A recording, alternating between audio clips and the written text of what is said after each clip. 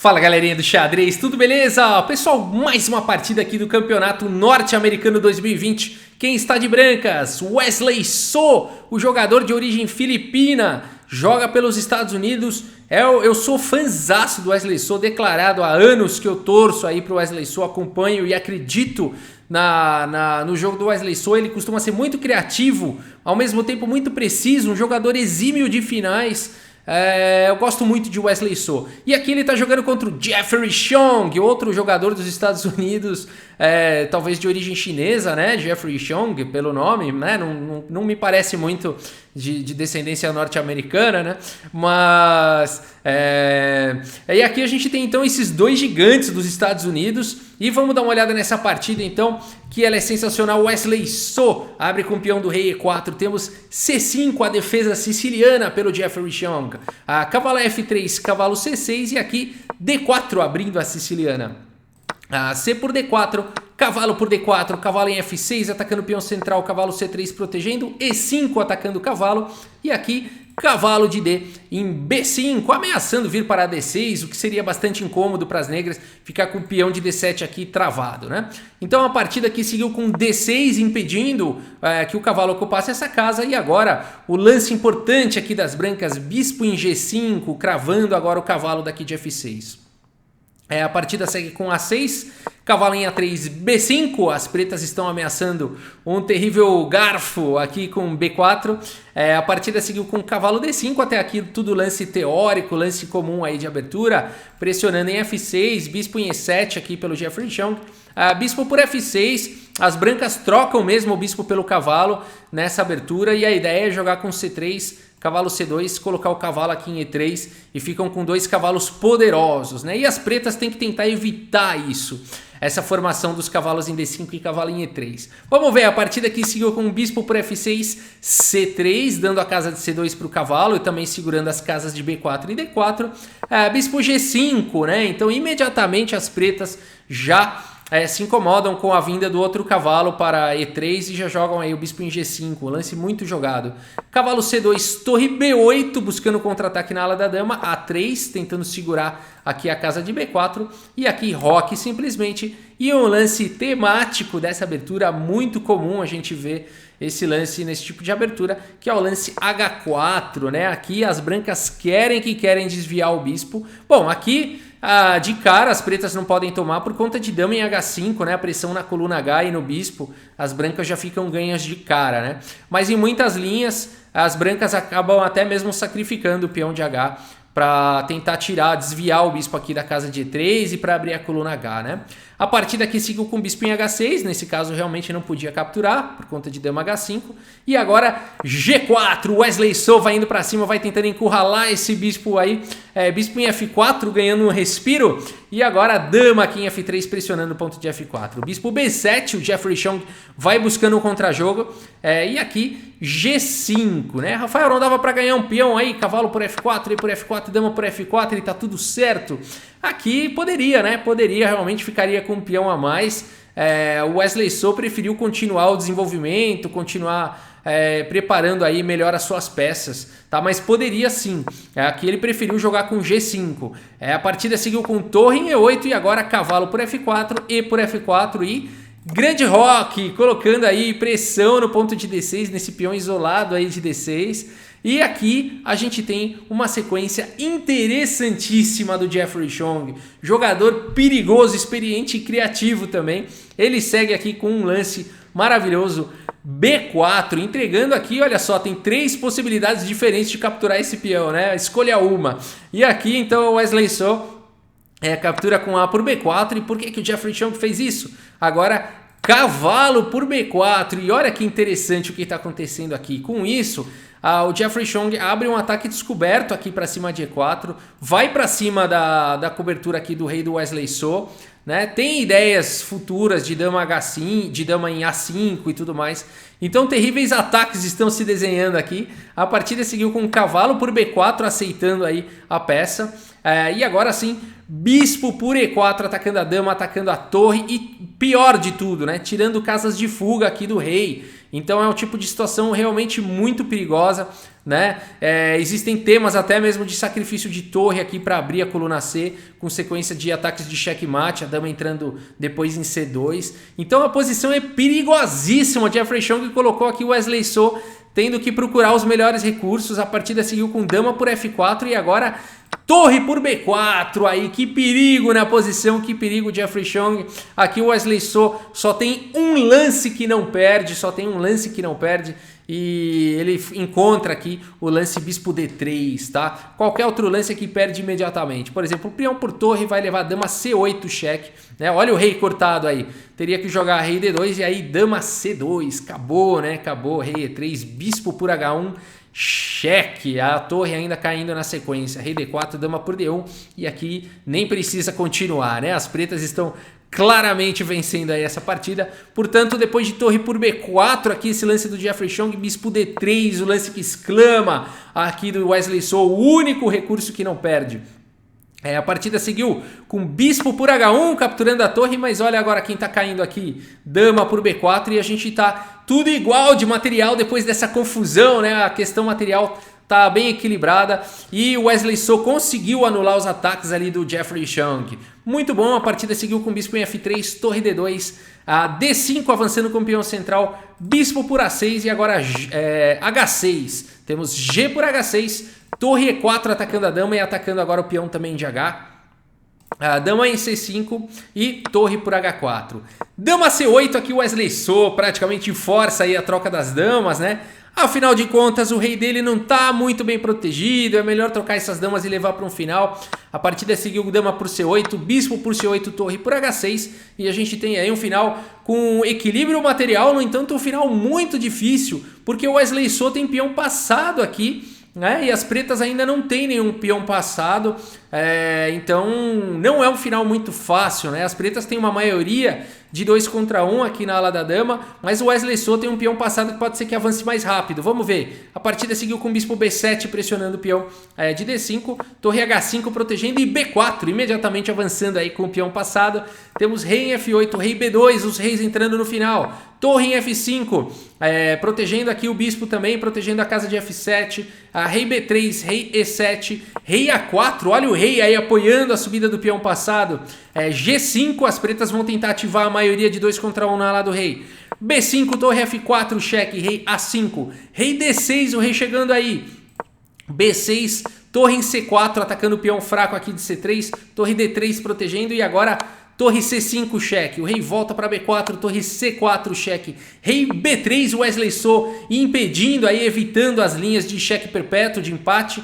A partida seguiu com torre F4, protegendo o bispo que estava ameaçado.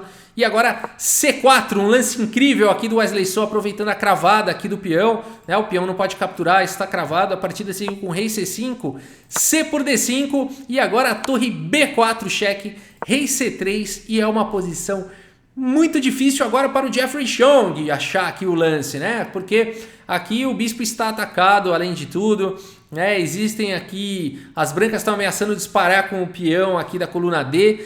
É uma posição muito difícil de se jogar de negras. O Jeffrey Chong não encontrou aqui a sequência correta e acabou perdendo, tá? Aqui ele faz o lance torre por B6, que é um lance completamente lógico, capturando um peão, aparentemente parando o peão aqui passado, atacando o bispo, né? Já que o bispo dele está caindo. É um lance muito lógico da posição.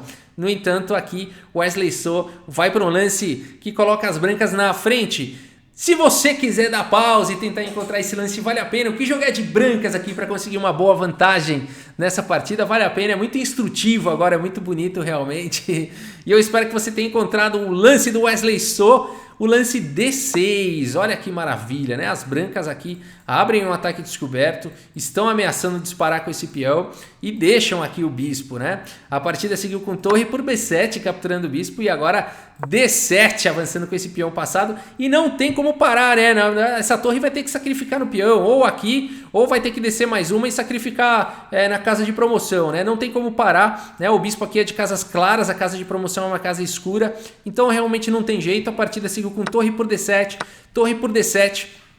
e O ponto todo aqui dessa posição, né, as brancas estão melhores porque o rei do Jeffrey Chong está cortado. Tivesse o rei do Jeffrey Chong aqui em F4, por exemplo, agora soltava um F5, depois forçava a troca do peão e tudo mais, a gente teria aí um final empatado, tá? Mas agora, pelo fato do rei do Jeffrey Chong estar cortado aqui da posição, as brancas têm a vantagem. O que as brancas têm que tomar cuidado aqui? Elas não podem trocar peão, né? Essa é a situação aqui no tabuleiro agora. Se as pretas conseguirem trocar um peão, a gente tem uma posição empatada, tá? Então, até mesmo rei e torre contra rei e bispo já seria empate. Aqui, além de tudo, as pretas teriam mais um peão, né?